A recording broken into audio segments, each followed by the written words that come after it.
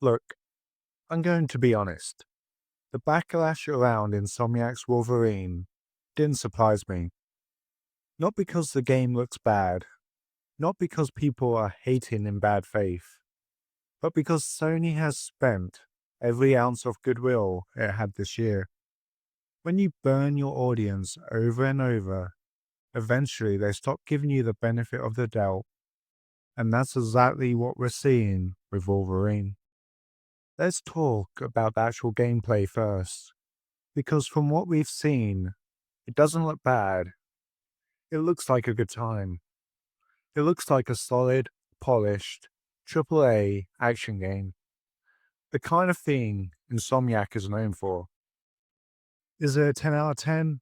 Probably not. But it doesn't need to be. Not every game has to reinvent the wheel. The boss fights look familiar, sure. The smell vision mechanics look repetitive. There's some walk and talk, but none of that is shocking. This is AAA. This is Marvel.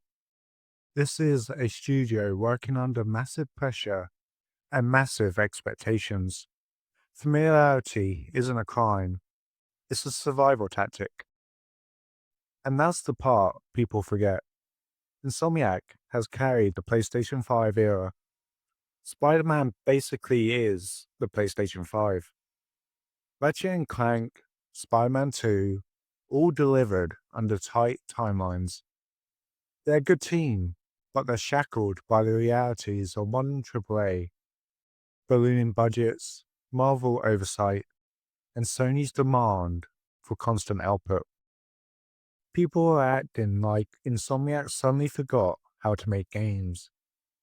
No, they're doing what they've always done, delivering quality under constraints. The problem isn't Insomniac. The problem is the environment they're forced to work in. Here's the real issue.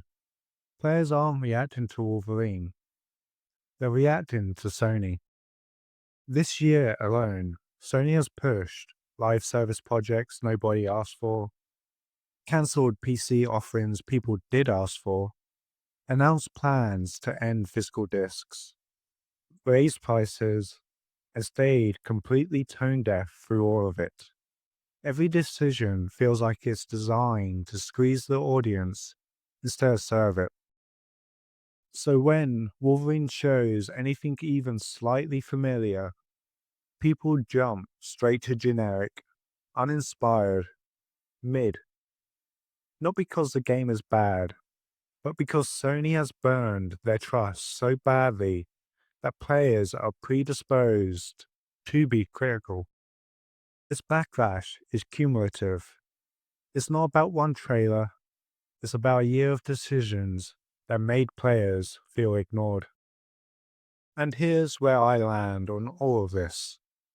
I don't think people are being unfair.